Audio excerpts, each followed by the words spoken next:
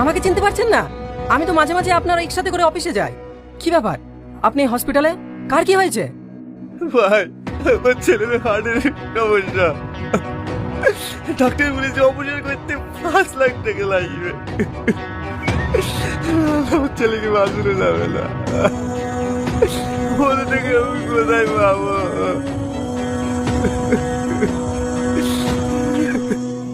আর যদি ওই 5 লাখ টাকা আমি দিই তাহলে? আপনি টাকা দেবেন?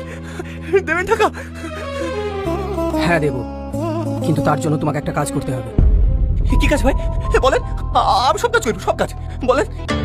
মার্ডার করতে হবে।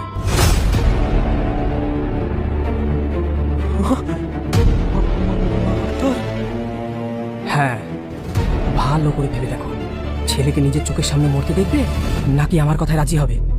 এই কথা কেউ জানতে পারবে না।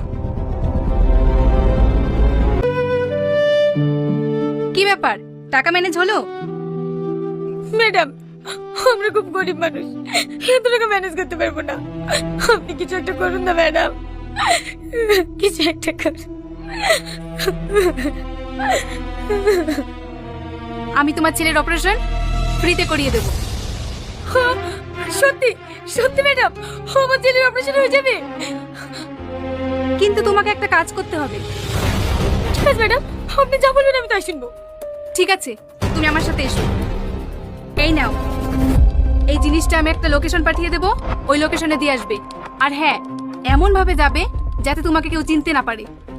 এতে কি আছে ম্যাডাম? তা জেনে তোমার কোনো লাভ নেই, কাজটা করবে কিনা তাই বলো। ঠিক আছে ম্যাডাম। উপরে মালটা আছে, যা খালাস করে দে। ধর। আমার টাকা? কাজটা যদি করতে পারিস টাকা ঠিক টাইমে পৌঁছে যাবে। আর ওই লাশটা?